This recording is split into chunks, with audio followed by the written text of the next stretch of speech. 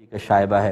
یہ کہتے ہیں کہ ہماری مسجد میں مختلف چیزوں کا اعلان ہوتا ہے عرصہ دراز سے، کیا یہ ٹھیک ہے؟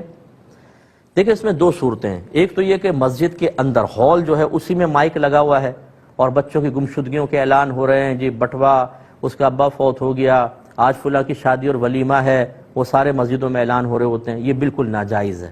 مسجدیں اس لیے نہیں بنی کہ ان اعلانات کو کروایا جائے۔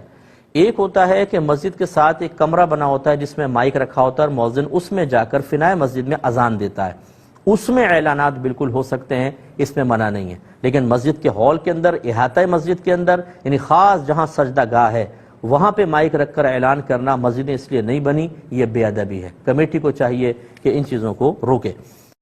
یہ کہتے ہیں بھائی کہتے ہیں کہ اکیلے ہم نماز پڑھ رہے تھے اور اسی نماز کی جماعت قائم ہو گئی، کیا حکم شرع ہوگا؟ دیکھیں جماعت دو طرح کی ہوتی ہے، ایک تو ہوتی ہے جماعت مستحبہ، یعنی وہ جو مقرر شدہ امام پڑھاتا ہے اور جماعت ہوتی ہے۔ اگر تو ایسا تھا آپ علیحدہ پڑھ رہے تھے اور جماعت یہ والی قائم ہوئی تو پھر تو آپ توڑ کے اس میں شامل ہوں گے۔ دوسری ہوتی ہے کہ اصل جماعت ہو گئی، آپ لیٹ آئے اور شروع کی، اب دو چار اور آ گئے اور انہوں نے وہی نماز جماعت سے شروع کر دی، یہ جماعت مستحبہ نہیں کہلاتی۔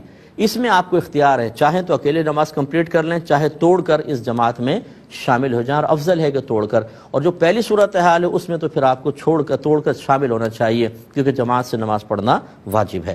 ایک جی مفتی صاحب، جی پرائز بانڈ میں تو کوئی مسئلہ نہیں ہے، لیکن جو پریمیم بانڈ ہے وہ نہ لیں، اس پہ انٹرسٹ باقاعدہ چل رہا ہے تو وہ نہیں۔ باقی جو دیگر بانڈز ہیں کہ نکل گئے تو ٹھیک، نہیں نکلے تو مکمل طور پہ آپ کی رقم واپس مل جاتی ہے، کوئی ڈیڈکشن وغیرہ نہیں ہوتی، تو وہ شرعاً جائز، اس کا انعام بھی جائز۔ ٹھیک ہے۔ دوسرا یہ سنت مبارکہ ہے، نبی کریم صلی اللہ علیہ وسلم نے ارشاد فرمایا جس نے بغیر بسم اللہ کے وضو کیا اس کے اتنے ہی اعضاء پاک ہوں گے جتنے پر پانی گزرا، اور جس نے بسم اللہ پڑھ کر وضو کیا تو اللہ تعالیٰ اس کے پورے بدن کو پاک و صاف فرما دیتا ہے۔